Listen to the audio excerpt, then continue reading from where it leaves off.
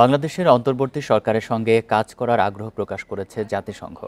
New ইয়র্কে জাতিসংঘ সাধারণ পরিষদের সাইডলাইন বৈঠকে অন্তর্বর্তী সরকারের প্রধান উপদেষ্টা ডক্টর মোহাম্মদ ইউনূসকে একথা বলেন জাতিসংঘ মহাসচিব অ্যান্তোনিও গুতেরেস।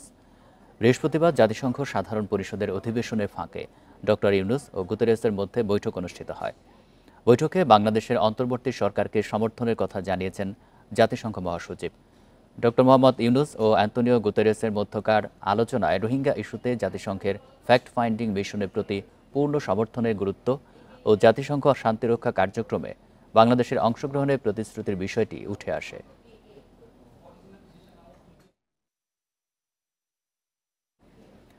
দেশের নবযাত্রায় যুক্তরাষ্ট্রের ব্যবসায়ীদের পাশে চেয়েছেন অন্তর্বর্তী সরকার প্রধান ডক্টর ইউনূস। জানান, বহুমুখী সংস্কারের মাধ্যমে ব্যবসার পরিবেশ উন্নত করতে দৃঢ় প্রতিজ্ঞ তারা। স্থানীয় সময় বৃহস্পতিবার নিউ ইয়র্কের একটি হোটেলে এ সভায় যোগ দিয়ে ডক্টর ইউনূস বলেন, যুক্তরাষ্ট্রে তিনি ব্যবসায়ীদের কথা শুনতে গেছেন। বিনিয়োগের পরিবেশ কিভাবে আরও উন্নত করা যায় জানতে চান সে বিষয়ে। বাংলাদেশ শুধু 17 কোটি মানুষের বাজার নয়, উল্লেখ করে জানান, বিশ্বের শীর্ষ 10টি ভোক্তা বাজারের এটি দ্রুত বিকশিত হচ্ছে।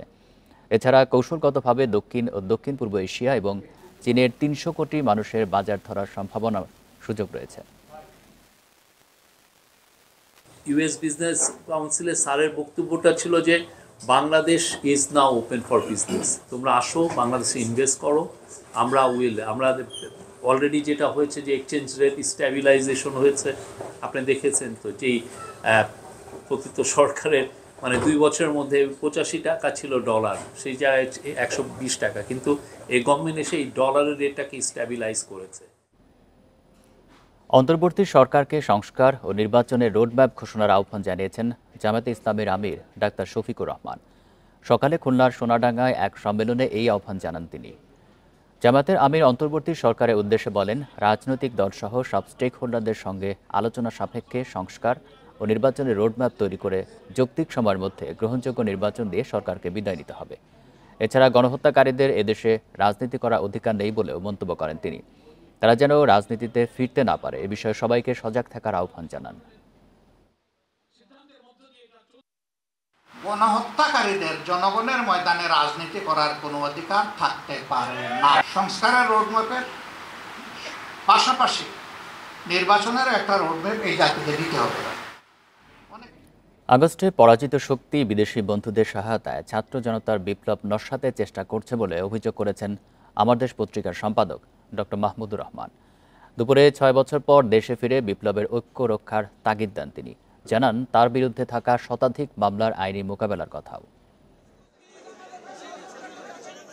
আওয়ামী লীগ সরকারের সময়ে শতাধিক মামলা মাথায় নিয়ে দেশ ত্যাগ করেন আমার দেশ পত্রিকার সম্পাদক মাহমুদুর রহমান। নতুন প্রেক্ষাপটে দেশে ফিরলেন 6 বছর পর।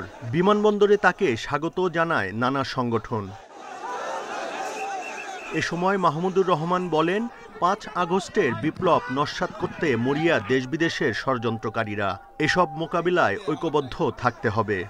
পরাজিত ফ্যাসিবাদ বিদেশে বসে তার বিদেশি বন্ধু, বিদেশি প্রভু, তার কোনো বিদেশি বন্ধু নাই, তার বিদেশি প্রভু এবং বাংলাদেশের এজেন্টদের দিয়ে বিপ্লবকে নস্যাৎ করার অপচেষ্টা চালাচ্ছে। আপনাদের কাছে আমার স্বনির্বন্ধ অনুরোধ, একজন সিনিয়র সিটিজেন হিসেবে এবং আপনাদের লড়াইয়ের সাথী হিসেবে আমার অনুরোধ যে আপনাদের মধ্যে যেন কোনো অনৈক্য না আসে। বিগত সরকারের সময় উদ্ভট এক মামলায় 7 বছরের সাজা হয়েছিল দাবি করে মাহমুদুর রহমান জানান, এখনও তার নামে শতাধিক মামলা রয়েছে। সেসবের আইনি মোকাবিলার কথাও বলেন তিনি। রাজনৈতিক দল বিএনপি বলেন, জামাত বলেন, অন্যান্য দল বলেন, তারা তাদের মতো করে লড়াই করেছে, আর আমি লড়াই করেছি আমার মতো করে এবং আমার দেশ পরিবারকে সঙ্গে নিয়ে। আমার লড়াই ছিল বুদ্ধিবৃত্তিক লড়াই, আমার লড়াই ছিল কালচারাল লড়াই। রংপুরে প্রাণ দেয়া আবু সাইদকে বিপ্লবী আইকন উল্লেখ করে আমার দেশ সম্পাদকের আহ্বান, যে বিপ্লব অর্জিত হয়েছে তা যেন দীর্ঘমেয়াদী হয়। Buddhadeb Kundu, independent news, Dhaka. 2 সপ্তাহ পর এখনও বাজারে কার্যকর হয়নি সরকার নির্ধারিত ডিম ও মুরগির দাম, বরং ডিমের ডজনে বাড়তি গুনতে হচ্ছে 18 টাকা পর্যন্ত। এছাড়া বৃষ্টির অজুহাতে বেড়েছে কাঁচামরিচের দাম। এছাড়া ইলিশের সরবরাহ ভালো হলেও বিক্রি হচ্ছে চড়া দামে। রাজধানী বাজারে ছুটির দিনে ক্রেতা সমাগম যেমন বেশি, তেমনি বিক্রেতাদের বাড়তি মুনাফা করার প্রবণতাও বেশি, যদিও পণ্যের সরবরাহে কোনো সংকট নেই। গেল 15 সেপ্টেম্বর ফার্মের মুরগির ডিমের ডজন 142 টাকা ও ব্রয়লার মুরগির দাম 180 টাকা নির্ধারণ করে দেয় সরকার। তবে তা এখনও রয়েছে কাগজে কলমে। বাজারে প্রতি ডজন ফার্মের মুরগির ডিম মিলছে 160 টাকায়, ব্রয়লার মুরগির কেজি 180 থেকে 190 টাকা, সোনালী মুরগি বিক্রি হচ্ছে 260 থেকে 270 টাকায়। বিক্রেতাদের দাবি আড়ত থেকে বেশি দামে কিনতে হচ্ছে বলে কমে বিক্রি সম্ভব নয়। 156 টাকা কিনা পড়তেছে বা খরচা লই 160 টাকা আমাদের কিনা পড়তেছে, বাজারটা নিতেও তো একটা খরচা আছে।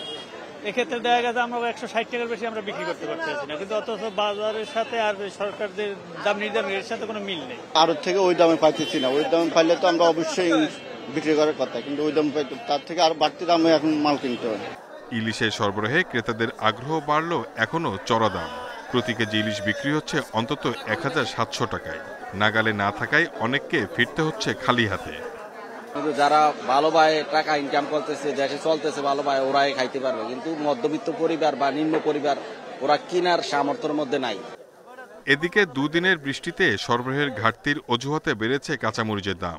প্রতি কেজি বিক্রি হচ্ছে 200 টাকার ওপরে। করলা, শসা, বেগুনের কেজি 60 টাকার বেশি। Shahid Ahmed, independent news, Dhaka. সপ্তাহের ব্যবধানে দেশের বিভিন্ন বাজারে বেড়েছে মুরগি, ডিম, সবজি, মরিচ, মাছসহ বিভিন্ন পণ্যের দাম। সরকার মুরগি ও ডিমের দাম নির্ধারণ করে দিলেও সরবরাহ সংকটের অজুহাত দেখিয়ে বেশি দামে বিক্রি করছেন বিক্রেতারা। সকাল থেকে চট্টগ্রাম নগরীর বিভিন্ন কাঁচা বাজার ঘুরে দেখা যায় কেজিতে 20 থেকে 30 টাকা পর্যন্ত বেড়েছে ব্রয়লার ও সোনালী মুরগির দাম। এই সপ্তাহে 280 টাকার সোনালী মুরগির কেজি 310 টাকা, 180 টাকার ব্রয়লার মুরগি 200 টাকায় বিক্রি হয়েছে। ডিমের ডজন 160 টাকায় বিক্রি হয়েছে। রাজশাহীর বাজারে বেড়েছে কাঁচামরিচ ও পেঁয়াজের দাম। এই সপ্তাহে কেজিতে 80 টাকা বেড়ে কাঁচামরিচ 200 এবং পেঁয়াজ কেজিতে 10 টাকা বেড়ে 110 টাকা কেজি হয়েছে। এছাড়া পটল 40, বেগুন 50, করলা 80 টাকা কেজি দরে বিক্রি হচ্ছে। এছাড়া ইলিশ সহ বিভিন্ন মাছের দামও চড়া। যে পরিমাণ প্রয়োজন তার থেকে আমদানি কম, এর জন্য তো দাম বৃদ্ধি, আবার আমদানি হলে দাম নিয়ন্ত্রণে চলে আসে। এখন শসা যেমন 80 টাকা কিনতে আছি, এবং আর অন্যান্য বাজারও মোটামুটি দাম এখন আছে, কারণ আগের চেয়ে একটু বাড়ছে। দোকানদারি করি, সারাদিন 2000-2500 টাকা বেচে সংসার চালামু, না তরকারি কিনবো, না মাছ কিনবো, না কি কিনবো। দেখছেন বিরতিহীন সংবাদ দুপুর। সংবাদে আরও যা থাকছে। পর্যটন শিল্পে বিশ্বে দেশের অবস্থান 109-এ। উন্নয়নে মহাপরিকল্পনাতেই আটকে 5 বছর।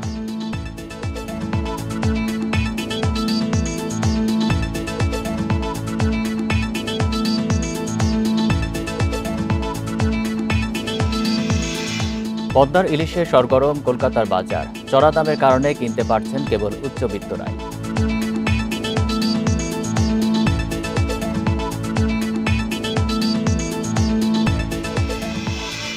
সরকারি নির্দেশনার অভাবে বরিশাল মেডিকেল কলেজে পড়ে আছে 2টি পিসিআর মেশিন। এসব মেশিনে বিভিন্ন পরীক্ষা বন্ধ থাকায় ভোগান্তিতে রোগীরা। পরীক্ষা নিরীক্ষা যেতে হচ্ছে ঢাকায়, গুনতে হচ্ছে বাড়তি টাকাও। এদিকে দীর্ঘদিন পড়ে থেকে মেশিনগুলোও নষ্টের আশঙ্কা দেখা দিয়েছে। হেপাটাইটিস বি, সি ও জরায়ুর ক্যান্সারের নির্ণয়ের যন্ত্র থাকার পরও সুবিধাবঞ্চিত বরিশালের মানুষ। শেরেবাংলা মেডিকেলে 2020 সালে 2টি পিসিআর মেশিন বসানো হলেও এর কার্যক্রম গত ডিসেম্বর থেকে বন্ধ।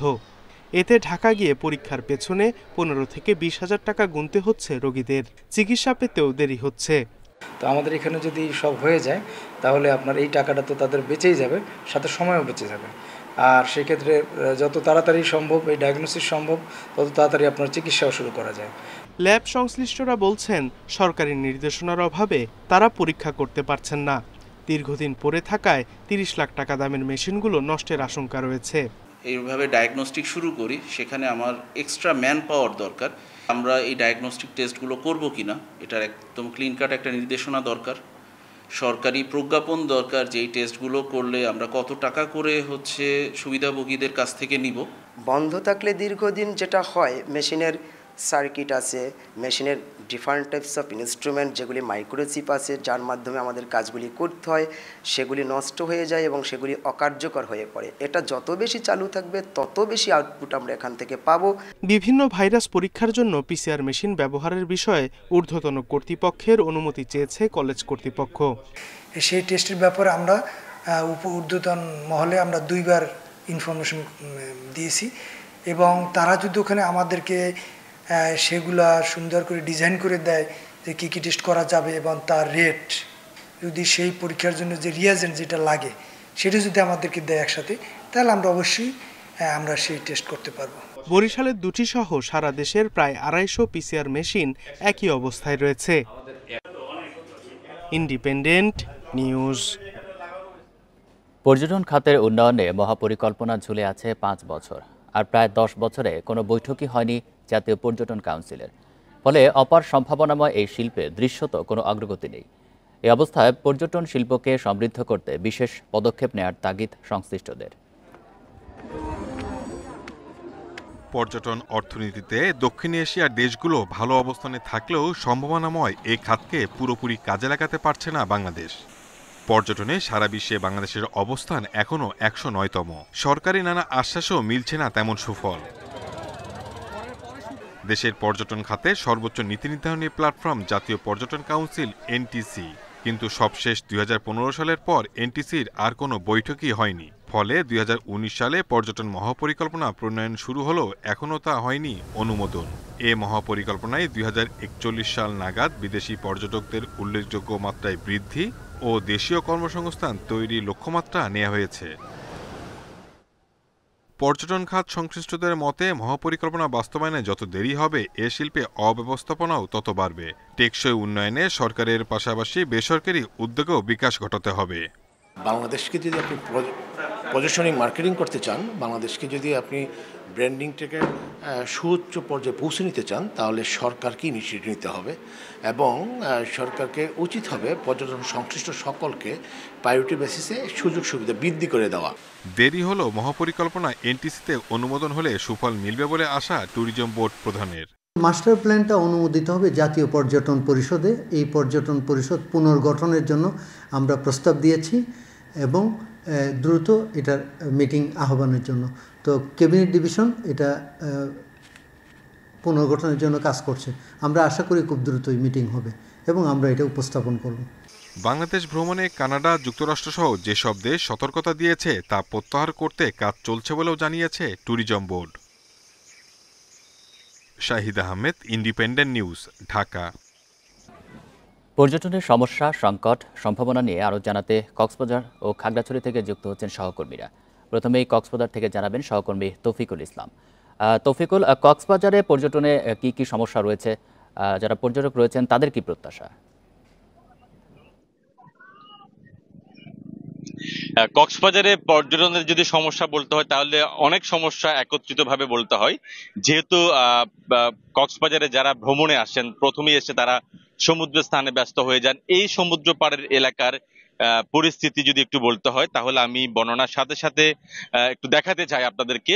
আজকে যেহেতু শুক্রবার এবং বিশ্ব পর্যটন দিবস, সেই উপলক্ষে আসলে অনেক পর্যটক কক্সবাজার ভ্রমণে আসছেন, এখানে এসছেন এবং সকাল থেকে অনেকে এসে যে যার যার মতো করে আনন্দ উপভোগ করছেন, সমুদ্র স্নান করছেন। আমরা দেখতে পাচ্ছি অনেক পর্যটক এখানে কক্সবাজারে, অন্ততপক্ষে প্রায় 20,000 বা তার চেয়ে বেশি পর্যটক এখানে সমাগম হয়েছে বলে আমরা জানতে পেরেছি। তবে এখানে যে অনেক কিছু অসঙ্গতি আমরা সকাল থেকে পরিলক্ষিত হচ্ছে, অনেক সমস্যার দেখতে পাচ্ছি। আপনি দেখতে পাচ্ছেন এখানে যত্রতত্রভাবে যে ঘোড়ার বিচরণ, মোটরসাইকেলের করে এখানে যে যার যার মতো করে ঘুরছে। তো আসলে অপরিষ্কার অপরিচ্ছন্নতার কথা যদি বলতে হয় তাহলে এখানে যত্রতত্র ভাবে ময়লা ফেলা হচ্ছে। এটি আসলে অনেকটা যারা পর্যটকরা আসছেন বা যারা ভ্রমণে আসছেন তাদের হচ্ছে সচেতনতার অভাবকে দায়ী করছেন এখানকার যারা ব্যবসায়ী আছেন তারা বলছেন। তবে বিকেলের দিকে এখানে বেশ কিছু পরিচ্ছন্ন কর্মীরাও আসেন। তো আসলে তারা একবেলা এসে এই বিশাল একটি সমুদ্র সৈকতের পাড়ে এইভাবে পরিষ্কার রাখা অনেকটা দুরূহ হয়ে পড়েছে। পাশাপাশি শুধু এই এলাকা নয়, বিভিন্ন জায়গায় আইন শৃঙ্খলা পরিস্থিতি অনেকটা অবনতি হয়েছে। আমরা সকাল থেকে এখানে ঘুরেছি, টুরিস্ট পুলিশের কোনো সদস্যকে আসলে আমরা এই সমুদ্র সৈকতে আমরা দেখতে পাইনি। আপনি ক্যামেরার সাহায্যে যদি আপনি দেখতে চান তাহলে এখানে যেহেতু বিশেষায়িত একটা পুলিশ, তাদের ইউনিফর্ম আছে, কোনো ইউনিফর্ম দাঁড়িয়ে আমি পুলিশকে এখানে এখনো পর্যন্ত দেখিনি। তো সবকিছু মিলিয়ে আসলে এখানে পরিস্থিতি অনেকটা, পর্যটকরা তারা বলছেন তাদের নিরাপত্তার অভাবকে তারা দায়ী করছেন এবং এখানে বলছেন যেহেতু পর্যটন দিবস প্রতি বছর দিবসে দায়সারাভাবে অনেকটা অনুষ্ঠান হয়, সকালে একটা র্যালি হয়েছে, এই পরে এখানে বিকেলে একটি কালচারাল অনুষ্ঠান হবে সেরকমই আমরা শুনেছি, তবে অনেকটা দায়সারাভাবে তারা এই অনুষ্ঠান অর্থাৎ এই দিবসকে পালন করে থাকে। পাশাপাশি প্রতি শুক্রবার শনিবার বৃষ্টি স্বাভাবিকভাবে সাপ্তাহিক ছুটির দিন থাকে, সেই ছুটির দিনেই কিন্তু কক্সবাজারের যারা বন্ধ পায় তারা এখানে ঘুরতে আসে। তো ঘুরতে এসে অনেকেই হেনস্থার শিকার হচ্ছেন।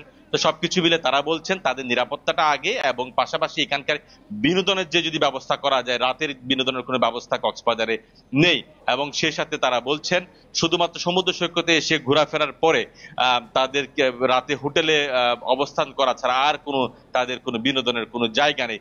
সরকারি বা বেসরকারি ভাবে যদি বিনোদনের কোনো ব্যবস্থা করা যায়, বেসরকারি ভাবে উদ্যোক্তা এনে এখানে যদি কাজ করা যায়, তাহলে পর্যটকরা অন্ততপক্ষে কক্সবাজারে বেশ কিছু সময় অতিবাহিত করতে পারবে। যে তৌফিকুল, আপনি থাকবেন আমাদের সাথে, আমরা একটু বান্দরবানের পরিস্থিতি জানবো। সেখান থেকে যুক্ত আছেন সহকর্মী মংকিং মার্মা।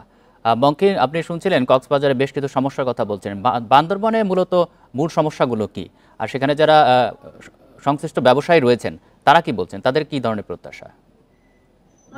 বান্দরবানে মূলত এখানে প্রাকৃতিক দুর্যোগের পাশাপাশি এখানে যে আইন শৃঙ্খলা বাহিনীর যে যৌথ অভিযান, এটির কারণে কিন্তু এখানকার যে স্থানীয় যে সকল পর্যটন ব্যবসায়ী আছেন তাদের কিন্তু আসলে ব্যাপক ক্ষতি হয়েছে। তো গত 3 বছর ধরে কিন্তু একই ধরনের পরিস্থিতি এখানে। পাহাড়ের কেএনএক্স থেকে শুরু করে যে সন্ত্রাসীদের নিধনের জন্য বা সন্ত্রাসীদেরকে আটক করার জন্য যে যৌথ বাহিনীর যে অভিযান, সেটি পরিচালনা করার কারণে এখানকার রুমা, থানচি এবং রোয়াংছড়ি যে সকল টুরিস্ট স্পট গুলো রয়েছে সেগুলো কিন্তু এখনো পর্যন্ত প্রায় অচল বললেই চলে। সেখানে যারা আছেন তারা কিন্তু সেখানে কিন্তু টুরিস্টরা কিন্তু যায় না বলে আমাদেরকে জানিয়েছে সেখানকার সংশ্লিষ্ট ব্যবসায়ীরা। এখন আমি যেখানে আছি এটি বান্দরবানের নীলাচল পর্যটন কেন্দ্র। এখানে একটু যদি আপনাকে দেখাই যে নীলাচল, মেঘলা, শৈলপ্রপাত, চিম্বুক, নীলগিরি, এরকম অসংখ্য দর্শনীয় স্থান কিন্তু এভাবেই কিন্তু ফাঁকা পড়ে আছে। এখানে যারা দেখতে পাচ্ছেন, যারা ঘুরতে আসছেন নীলাচল পর্যটন কেন্দ্রে, তারা বেশিরভাগ স্থানীয় এবং এই আশপাশ এলাকার বান্দরবান থেকে হয়তো 4-5 কিলোমিটার দূরে যারা বসবাস করছেন তারা কিন্তু এখানে আসছেন তাদের সন্তান এবং পরিবারকে নিয়ে। তো মূলত যারা পাহাড় দেখতে আসেন, বান্দরবান শহর থেকে যারা দুর্গম ট্রেকিং এ যেতে চায় বা যারা বগালেক যেতে চায়, যারা কিওকডং যেতে চায়, যারা চিম্বুকে যেতে চায়, যারা নাফাকুম যেতে চায়, তারা কিন্তু আসলে এখানে খুব কম সংখ্যক পর্যটকই আসছে তাদের নিরাপত্তার জনিত কারণে। আরেকটি বিষয় বলে রাখি যে এখানে বন্যা, পাহাড় ধস পরবর্তী যে সরকার একটা অস্থিতিশীল পরিস্থিতি বিরাজ করছে এখানে রাজনৈতিক সহিংসতার কারণে, এরই প্রভাব কিন্তু বান্দরবান ট্যুরিজম যে সেক্টর আছে এখানে প্রায় 20,000 লোক সরাসরি সম্পৃক্ত রয়েছে এই পর্যটন শিল্পের সাথে। তো তারা যেমনটি বলছেন যে তাদের এই দীর্ঘদিনের সমস্যার কারণে কিন্তু তারা আসলে তাদের ব্যাপক ক্ষতি হয়েছে এবং তারা যেটি আশা করছেন সরকারের পক্ষ থেকে যে এই পাহাড়ের যে সকল সংঘাত রয়েছে, এই পাহাড়ে যত ধরনের অভিযান রয়েছে সেগুলো যাতে খুব অতি শীঘ্রই সমাধান, এর পাশাপাশি এখানে যাতে যে পর্যটক যারা আসেন তাদেরকে নিরাপত্তা যে নিশ্চিত করানোর যে বিষয়গুলো যদি নিশ্চিত করা হয়, তাহলে কিন্তু ওই দুর্গম পাহাড়ে পর্যটক আসবে। এখানকার জেলা প্রশাসনের সাথে কথা বলেছি এবং টুরিস্ট পুলিশের সাথে কথা বলেছি, তারা যেমনটি বলেছেন তারা কিন্তু নিশ্চয়তা প্রদান করছেন এখানে যারা ঘুরতে আসছেন। আরেকটি বিষয়, এখানে হোটেল মোটেল মালিকের সাথে কথা বলেছি, তারা যেমনটি বলছেন তারা এই পর্যটন দিবস উপলক্ষে কিন্তু 20 থেকে 40% পর্যন্ত তারা ছাড় দিয়েছেন। তারপরেও কিন্তু তাদের আশানুরূপ যে পর্যটক আসার যে ব্যাপ্তি রয়েছে সেটি কিন্তু হয়নি বলে আমাদেরকে জানিয়েছেন। এই হচ্ছে আমার কাছে সর্বশেষ তথ্য। বান্দরবান এবং কক্সবাজার থেকে জানাচ্ছেন আমাদের সহকর্মীরা। যোগাযোগ ব্যবস্থা সুগম না হওয়ায় খাগড়াছড়িতে ঝর্ণা কেন্দ্রিক পর্যটন শিল্পের বিকাশ ঘটছে না। পর্যটন সংশ্লিষ্টরা বলছেন অবকাঠামো গড়ে তোলা হলে পর্যটক বাড়বে, হবে কর্মসংস্থান। পর্যটন খাতের বিকাশে এখনই উদ্যোগ নেয়ার দাবি তাদের। বর্ষায় সেজেছে সিজক, তৈজুছড়া, শিলাছড়ি, তোয়ারি মাইরাং, রিছাং সহ খাগড়াছড়ির 14-15টি ঝর্ণা। এসব ঝর্ণার গড় উচ্চতা 80 থেকে 150 ফুট। তবে যোগাযোগ ব্যবস্থা খারাপ হওয়ায় সবুজ পাহাড়ে ঘেরা এসব ঝর্ণায় পর্যটকদের আনাগোনা কম। পর্যটকরা বঞ্চিত হচ্ছেন ঝর্ণার সৌন্দর্য দেখা থেকে। বর্ষার মৌসুমে আসার কারণে আমরা মানে প্রকৃত সৌন্দর্য যেটা আমার মনে হচ্ছে সেটা আমরা দেখতে পাচ্ছি। ঋতুই ঝর্ণা ছাড়াও খাগড়াছড়িতে আরো অনেক 8-10টা ঝর্ণা আছে, যেগুলোর ম্যাক্সিমাম গুলোতে যাওয়া আসার কোনো সেরকম মানে ভালো রাস্তা নাই। আসলে এখানে না আসলে পর্যটকরা বুঝতে পারবে না যে এত সুন্দর একটা জায়গা এখানে আসলে খাগড়াছড়িতে বিদ্যমান। পর্যটন নির্ভর অর্থনীতি বিকাশে জেলার ঝর্ণা কেন্দ্রিক টুরিস্ট স্পটগুলোতে যাতায়াতের জন্য রাস্তাসহ অবকাঠামো নির্মাণের দাবি ব্যবসায়ীদের। যদি আমার অবকাঠামো এবং সড়ক নির্মাণ করতে দেওয়া হয় তাহলে আমাদের পর্যটন শিল্প উন্নয়নের জন্য সহায়তা হবে, এবং পর্যটন শিল্প যদি উন্নয়ন হয় তাহলে আমাদের খাগড়াছড়ির মানুষের আর্থসামাজিক উন্নয়নের জন্য আমাদের সহায়তা করবে। এরই মাঝে জেলার ঝর্ণার তালিকা করেছে প্রশাসন।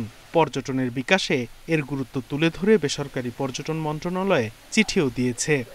আলুটিলা যে ঝর্ণা রয়েছে, রিসাং ঝর্ণা, দিঘিনালা, তৈদুসরা যে ঝর্ণা রয়েছে সেগুলো যাতায়াতের জন্য কিভাবে রাস্তাগুলো উন্নয়ন করা যায় সে ব্যাপারে আমরা চিন্তা ভাবনা করছি। অচিরে এখানকার রাস্তাঘাট উন্নয়ন করা হবে যাতে করে বেশি সংখ্যক পর্যটক এখানে আসতে পারে। ঝর্ণা কেন্দ্রিক অবকাঠামো গড়ে উঠলে জেলায় পর্যটক আরও বাড়বে বলে মনে করেন ব্যবসায়ীরা। Independent news. প্রতিনিয়ত এই কুয়াকাটা সমুদ্র সৈকতে ফেলা হচ্ছে ময়লা আবর্জনা, আর জোয়ারের সময় আবর্জনা মিশে দূষিত হচ্ছে সাগরের পানি ও পরিবেশ। এছাড়াও ভাঙনে ছোট হয়ে আসছে সমুদ্র সৈকত। ভাঙন রোধে এখনই স্থায়ী ব্যবস্থা না নিলে বিলীন হবে কুয়াকাটা সৈকতের সৌন্দর্য। কুয়াকাটা সমুদ্র সৈকত এখানকার প্রাকৃতিক সৌন্দর্য মুগ্ধ করে যে কাউকে। প্রতি বছর লাখো পর্যটকের আগমন ঘটে সাগরকন্যা খ্যাত কুয়াকাটায়। নানা সমস্যায় জর্জরিত দেশের বৃহত্তম এই সমুদ্র সৈকত বর্ষা মৌসুমে তীব্র ভাঙনে ছোট হয়ে আসছে সৈকতের প্রস্থ। হুমকিতে রয়েছে মসজিদ, মন্দির, দোকানপাট ও টুরিস্ট পুলিশ বক্স। বিলীন হয়েছে কুয়াকাটা জাতীয় উদ্যান। পর্যটক ও ব্যবসায়ীদের ফেলা ময়লা আবর্জনায় দূষণ হচ্ছে পরিবেশ। এটা চারিপাশে দেখেন ময়লা আবর্জনা, অনেক দুর্গন্ধ, এটাতে পরিবেশ নষ্ট হচ্ছে। আশপাশের ভেরিবাদ যদি না হয় তাহলে মানে বেশি ক্ষয়ক্ষতি হওয়ার সম্ভাবনা আছে। ভাঙন রোধে বালু ভর্তি জিও ব্যাগ ফেলা হলেও কাজে আসেনি। স্থায়ী সমাধানে ঊর্ধ্বতন কর্তৃপক্ষকে অবহিত করা হয়েছে বলে জানায় পানি উন্নয়ন বোর্ড। আকর্ষণ করার জন্য যে কাজগুলো করা প্রয়োজন, আমাদের একটা সুদূর প্রসারী একটা প্রকল্প নেওয়া, সেটা আমরা প্রায় 700 কোটি টাকার একটু বেশি এরকম একটা প্রকল্প আমরা অনেক আগেই আমাদের সংশ্লিষ্ট মন্ত্রণালয়, পরিষদ মন্ত্রণালয়ে আমরা দাখিল করেছি। সৈকতের জলরাশি জেলেদের মাছ ধরার মনোমুগ্ধকর দৃশ্য দেখতে সারা বছরই ছুটে আসেন দেশ বিদেশের পর্যটকরা। Independent news. দুর্গাপূজা উপলক্ষে বাংলাদেশ থেকে রপ্তানি শুরুর পর ভারতের কলকাতার বাজারে পৌঁছেছে পদ্মার ইলিশ। তবে দাম বেশ চড়া, কিনতে পারছেন কেবল বিত্তবানরাই। ব্রাহ্মণবাড়িয়ার আখাউড়া স্থলবন্দর দিয়ে আগরতলাতেও পৌঁছেছে পদ্মার ইলিশ। দুর্গাপূজা উপলক্ষে বাংলাদেশ থেকে ভারতে রপ্তানি হচ্ছে ইলিশ। আখাউড়া স্থলবন্দর দিয়ে বৃহস্পতিবার সন্ধ্যায় প্রথম চালানে 7.5 টন ইলিশ পৌঁছেছে আগরতলায়। 12 অক্টোবর পর্যন্ত আখাউড়া স্থলবন্দর দিয়ে 200 টন মাছ পাঠাবে 4টি প্রতিষ্ঠান। প্রতি ইম্পোর্টারের এগেনস্টে 50 টন করে অনুমোদন দেওয়া আছে। সেই মোতাবেক আমরা পণ্য ছাড় দেওয়ার ব্যবস্থা করব, যাতে আমাদের দেশ সমৃদ্ধশালী হয়, ফরেন কারেন্সি আসে। বৃহস্পতিবার বাংলাদেশের ইলিশের প্রথম চালান পৌঁছায় কলকাতায়। পদ্মার রূপালী মাছ পৌঁছে গেছে হাওড়া, পাতিপুকুর, বারাসাত, শিয়ালদা, শিলিগুড়ির পাইকারি বাজারেও। 1 কেজির থেকে বড় মাছের দাম 1600 থেকে 1700 রুপি। খুচরায় দাম উঠছে 2000 থেকে 2500 রুপি পর্যন্ত। পদ্মার ইলিশ নিয়ে ব্যাপক আগ্রহ থাকলেও চড়া দামের কারণে স্বাদ নিতে পারছেন কেবল উচ্চবিত্তরাই। মধ্যবিত্তের ভরসা স্থানীয় ডায়মন্ড হারবার বা মিয়ানমারের ইলিশ। এখানে অকশনে মাছ বিক্রি হয় তো 1400, 1500, 1600 এরকম মাছ বিক্রি হচ্ছে। বাজার হাই থাকার কারণ হচ্ছে যে মাছ খুব বেশি নেই অ্যাকচুয়ালি। এখানে মোটামুটি 1200-1300 টাকা হলে ঠিক আছে, এই 1700, 1800, 1600 টাকা উল্টাপাল্টা বলছে। চড়া দাম হলেও পদ্মার ইলিশ ভালোই বিক্রি হচ্ছে কলকাতায়। রোববার ছুটির দিনে বিক্রি বাড়বে বলে আশাবাদী বিক্রেতারা। সোহেলি জাহান, ইন্ডিপেন্ডেন্ট নিউজ। ভারতের বিহারে হিন্দু ধর্মাবলম্বীদের জিতিয়া উৎসবে পানিতে ডুবে 37 শিশু ও 7 নারী সহ 46 জনের মৃত্যু হয়েছে। 43 জনের মরদেহ উদ্ধারের কথা জানিয়েছে বিহারের বিপর্যয় মোকাবিলা বিভাগ। সংস্থাটি থেকে আরও জানানো হয়েছে, সাম্প্রতিক বন্যায় বিহারের বিভিন্ন নদী ও পুকুরের পানি বৃদ্ধি পেয়েছে। এ অবস্থায় সতর্কতা জারি করা ছিল বলেও জানানো হয়েছে। তবে উৎসবে যোগ দেওয়া লোকজন তা এড়িয়ে গিয়েছিলেন। এই উৎসবে সন্তানদের মঙ্গল কামনায় মায়েরা জিতিয়া ব্রত পালন করে থাকেন। 3 দিনের উৎসবে সন্তানদের মঙ্গলের জন্য মায়েরা উপবাসও করেন। এই ঘটনায় শোক প্রকাশ করে ক্ষতিগ্রস্ত পরিবারগুলোকে 4 লাখ রুপি করে সহায়তার ঘোষণা দিয়েছেন বিহারের মুখ্যমন্ত্রী নীতিশ কুমার। আবহাওয়ার পূর্বাভাস বলছে আগামী 24 ঘন্টায় রংপুর, ময়মনসিংহ, সিলেট বিভাগের অনেক জায়গায় এবং রাজশাহী, ঢাকা, খুলনা, বরিশাল ও চট্টগ্রাম বিভাগের কিছু কিছু জায়গায় অস্থায়ীভাবে দমকা হাওয়া সহ হালকা থেকে মাঝারি বৃষ্টি হতে পারে। এ বিষয়ে আলোচনা করতে আমাদের সাথে যুক্ত আছেন, আমরা সরাসরি যাচ্ছি আবহাওয়াবিদ ডক্টর মোহাম্মদ আবুল কালাম মল্লিকের কাছে। আবুল কালাম মল্লিক, আপনাকে স্বাগত জানাচ্ছি। বাতাসের যোগান বৃদ্ধি পায় বাংলাদেশের উপরে এবং এই ধরনের মৌসুমী বায়ু সক্রিয় থাকলে টানা 3 দিন, 5 দিন, 7 দিন এরকম বৃষ্টিপাত হয়। গত যে স্পেলটা ছিল সেই স্পেলটা প্রায় 3 থেকে 4 দিন ছিল।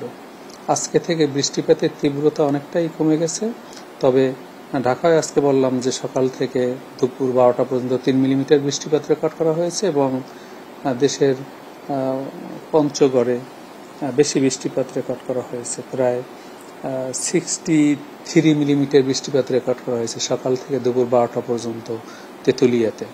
তাছাড়া ডিমলিয়াতে, কুড়িগ্রাম এইসব অঞ্চলে বৃষ্টিপাত হচ্ছে।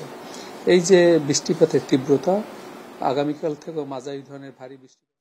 এই ছিল সংবাদ দুপুরে। ধন্যবাদ সবাইকে।